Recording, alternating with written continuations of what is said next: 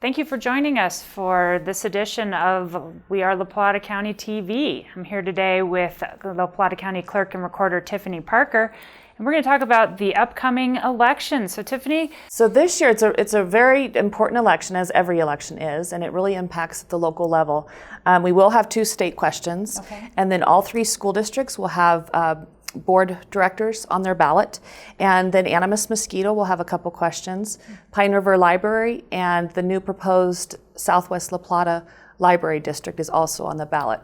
So depending on where you live, you may have 3 things on your ballot or you may have 5 things. It just depends on where your where you reside. Okay, great. Well, what can we expect new for this year's election? Yeah, there's always something new in elections, especially in Colorado. So I'm really excited to announce that we have a new application that voters can sign up.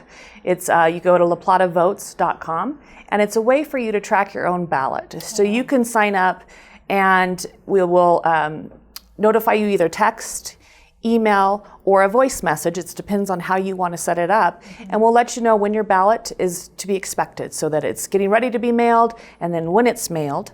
So you can watch for it in your mailbox. And then on the return side of it, so if you put it into the mail, we're going to know that right away. So you'll get a notification that, yep, your ballot is in the mail stream. Once it hits my office, then again, you're going to receive another notification that the county clerk has received your ballot and now it's on its way to signature verification. And once it's gone through signature verification and it's fully accepted, then you're going to receive that notification. Oh wow! So you can keep track of it from start to finish and know exactly. That sounds fantastic. Is there any cost to voters? There is no cost to voters, and you only have to sign up one time. And as long as you stay in La Plata County, it will follow your voter registration record. Okay. But if you change your phone number or your email, we'll need to be notified of that.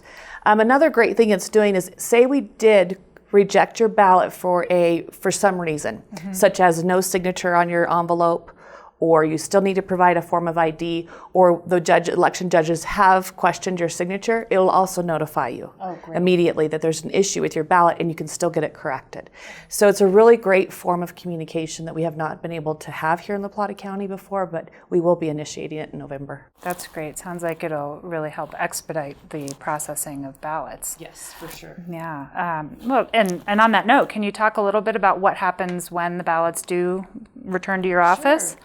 It's a really great process. So when the ballots come back in, we give the voter vote credit, right, so that we know that we've received it. Then it goes to bipartisan teams of election judges, and it always has to be a Republican and a Democrat, and they are actually doing signature verification. So they're comparing your signature against your voter registration record so that we can ensure that you are the one that cast the ballot. It moves on to the mail ballot teams. Again, everything we do in our office is with bipartisan teams. They're actually then removing the ballots and getting them ready for tabulation. And they're removing your name, so your envelope, from the ballot so nobody knows how you vote.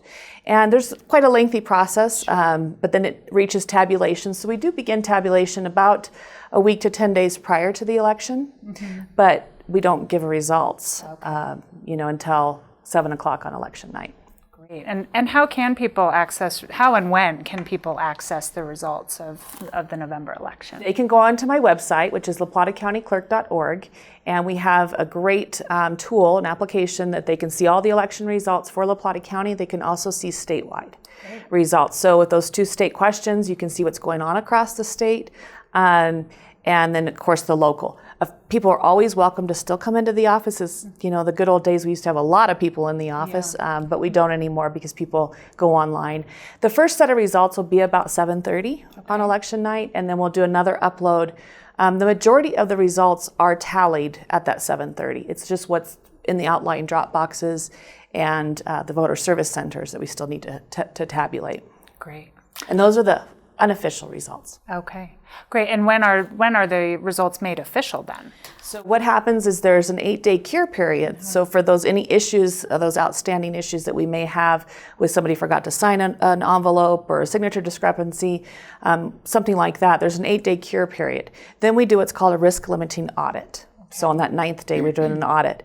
Then we have a canvass. So our election's getting audited as well from some outside parties.